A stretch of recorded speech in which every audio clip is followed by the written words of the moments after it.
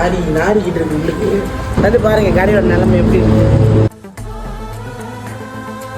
அடுத்த மாதம் 20ஆம் தேதி வந்தால் நம்மளுக்கு 1 இயர் anniversary நம்ம கடைக்கு. என் கடையோட நிலைமை 5 நாள் ஆஃப்டர் பஞ்சு.